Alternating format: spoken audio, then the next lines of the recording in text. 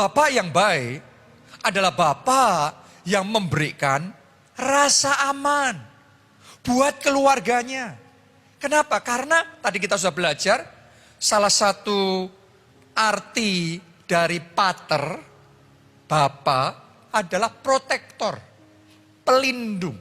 Pelindung itu apa? Memberi rasa aman buat keluarganya, buat istrinya, buat anak-anaknya. Kalau kita ada, istri kita merasa aman. Kalau kita ada, anak-anak merasa aman. Merasa aman mungkin secara finansial. Merasa aman mungkin secara fisik, dari ancaman yang terjadi secara fisik. Merasa aman juga secara emosional, merasa tenang, merasa damai. Kalau bapaknya ada, kalau papanya hadir, mereka merasa aman. Seharusnya seperti itu yang kita lakukan bagi keluarga kita. Itulah yang dilakukan oleh Bapak Surgawi buat kita, yaitu melindungi kita, menjaga kita, anak-anaknya dilindungi dan dijagai. Doa saya hari ini kita semua mau buka hati kita, sehingga kita pun sebagai seorang pria, sebagai bapak, kita bisa memberikan rasa aman bagi keluarga kita. Nah ini satu poin yang penting sekali untuk kita bisa tangkap, bisa kita mengerti. Kenapa? Saya perhatikan kadang-kadang dalam sebagian keluarga, bukannya mereka merasa aman, tapi malah mereka merasa terancam kalau papanya ada. Kenapa? Karena bukannya memberikan rasa aman, tapi malah mengintimidasi. Secara perkataan bukannya menenangkan hati, tapi malah membuat takut, menakut-nakuti, malah mengancam. Secara fisik bukannya menjaga, melindungi dari ancaman luar, tapi malah pakai kekerasan. Banyak KDRT, kekerasan dalam rumah tangga, terhadap istri, terhadap anak-anak, terjadi di dalam keluarga. Ini sudah beda sekali dengan fungsi pater, dengan fungsi bapak yang sesungguhnya, yang seharusnya. Sehingga kalau bapaknya hadir, bukan malah merasa aman, merasa terancam. Jangan-jangan dipukul, jangan-jangan dilempar buku, dilempar sepatu, jangan-jangan ditamperin, jangan-jangan malah disiksa. Sebagian keluarga, sebagian istri dan anak-anak sayangnya harus melalui masa-masa yang gak mudah seperti itu. Hari ini saya berdoa, Roh Kudus jamah hati bapak-bapak di dalam keluarga kita. Saya juga ajak ya istri dan anak-anak, Anda berdoa supaya Roh Kudus bekerja dalam keluargamu. Sehingga hati bapak-bapaknya dijamah, dipulihkan, dilembutkan, dan diubahkan Tuhan. Sehingga bisa menjadi pater yang baik, menjadi papa yang baik, yang berfungsi dengan maksimal, yang bisa memberikan rasa aman bagi keluarga. Secara emosional merasa aman, secara fisik merasa aman, secara finansial merasa aman. Kadang-kadang saya temukan bapak-bapak yang tidak bertanggung jawab, malas bekerja. Bukan gak mau bekerja ya, bukan gak mampu bekerja ya, tapi gak mau bekerja. Oke, kalau sudah bekerja, hasilnya terbatas, masih bisa diterima. Dia sudah berjuang sungguh-sungguh, tapi belum terbuka jalannya, bisa dimengerti. Tapi kalau gak mau bekerja, pokok cuma alasan gak bisa. Tapi nggak mau bekerja, nggak ada perjuangannya, nggak ada kerja kerasnya. Kalau kerja keras itu pilihan kita loh, bukan situasi loh. Kita bisa bekerja keras, ngerjain apapun juga. Tapi hasilnya itu di tangan Tuhan. Ya, tapi dari pihak kita harus kerja keras. Nah ada bapak-bapak bukan yang kerja keras, tapi bermalas-malasan. Harusnya menafkahi keluarga, mencukupi keluarga. Tapi justru sebaliknya, sebagian bapak di dalam keluarga malah menuntut supaya istrinya yang menafkahi, malah menuntut anak-anaknya yang menafkahi. No. Tidak seperti itu seharusnya. Kecuali kalau sudah tua, nggak mampu lagi secara fisik untuk bekerja, oke. Tapi selama kita masih bisa berkarya, saya ajak, saya dorong, saya tantang Anda jadi bapak yang menafkahi keluarga saudara. Anda jadi bapak yang membuat keluargamu merasa aman. Apa yang mereka makan, apa yang mereka minum, apa yang mereka pakai, di mana mereka tinggal, mereka nggak khawatir. Karena mereka tahu ada bapak yang bertanggung jawab dalam keluarga itu. Ada bapak yang sayang, yang mau melakukan semua yang bisa dia lakukan untuk mengamankan masa depan anaknya. Oke, saya berdoa saudara dibangkitkan Tuhan jadi bapak yang bisa memberikan rasa aman dalam keluarga.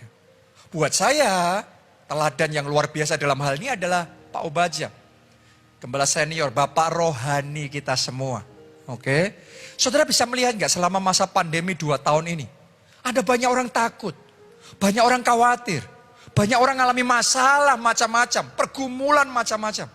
Tapi yang luar biasa dan yang sangat patut kita syukuri, kita punya bapak yang baik. Kalau dia bicara, bicaranya selalu menguatkan kita, selalu meneguhkan sehingga kita tadi yang sudah goyah, kita panik, kita takut, kita jadi tenang kembali, kita jadi kuat kembali, kita jadi kokoh kembali. Dia bisa memberikan arahan-arahan yang baik, nasihat-nasihat yang baik, sehingga melalui masa yang tidak mudah pun kita dibangun, kita dimotivasi, kita didukung, kita merasa dikuatkan, dan kita bisa melalui pandemi ini. Kita bukan hanya bertahan, tapi kita berkemenangan. Oke, jadi hari ini ayo bangkit, jadi figur bapak yang bisa memberikan rasa aman. Ada bapak-bapak juga kadang gak bijaksana, kalau ngadepin masalah selalu dibesar-besarin cerita sama anak-anaknya, jadi anak-anaknya selalu takut, selalu khawatir. No.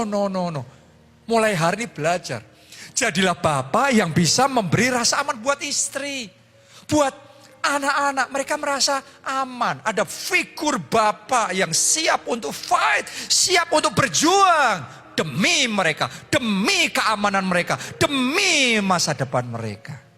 Oke, itu yang kedua. Yang ketiga, seperti apa bapak yang baik?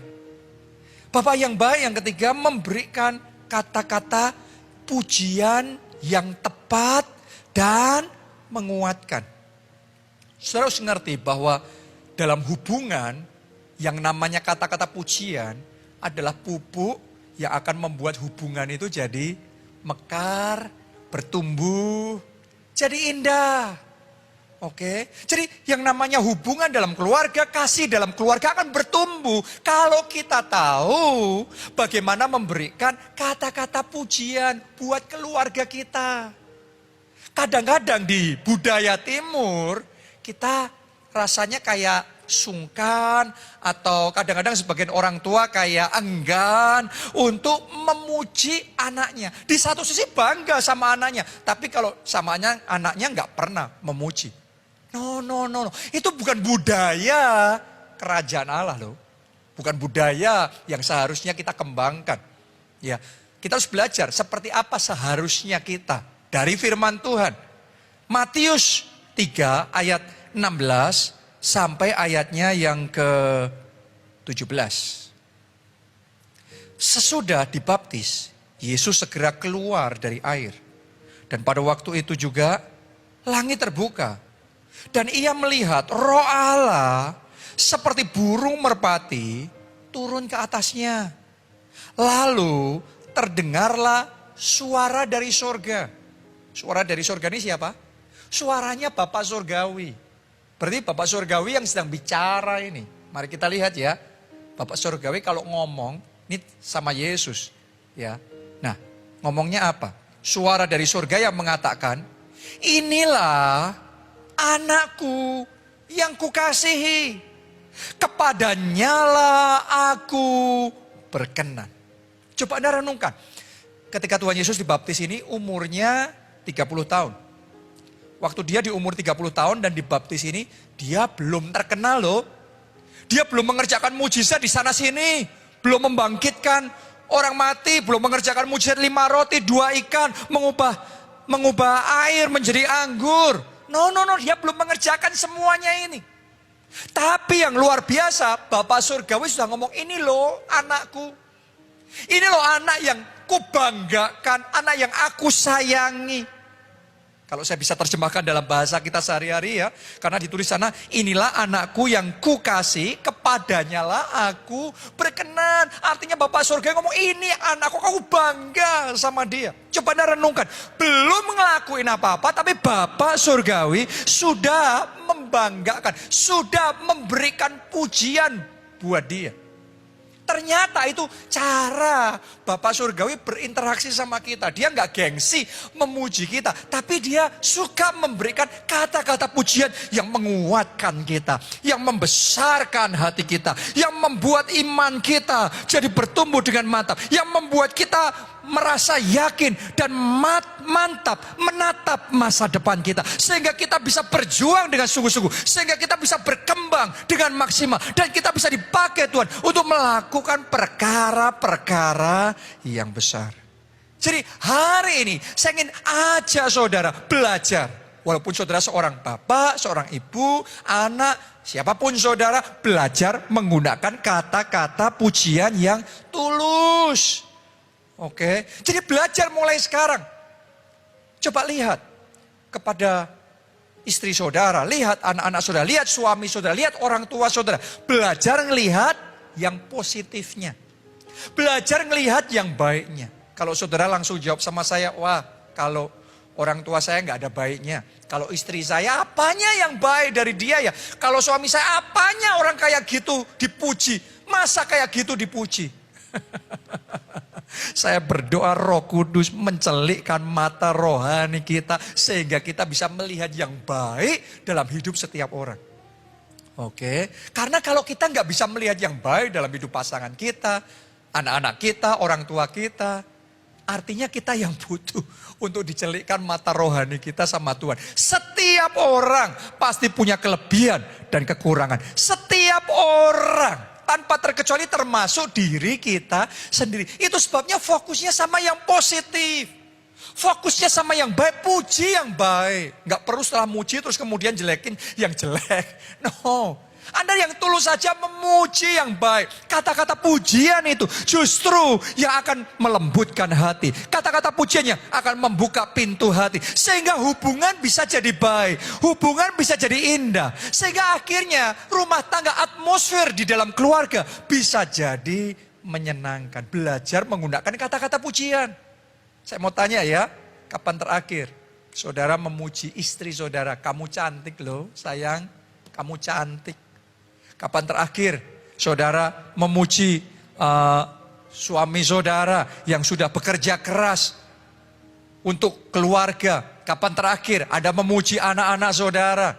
Hari ini, coba saudara mulai praktek firman Tuhan.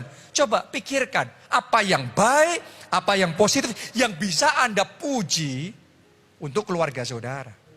Oke, karena kata-kata pujian itu yang akan dipakai Tuhan untuk membawa pemulihan dan kesembuhan di dalam setiap hubungan.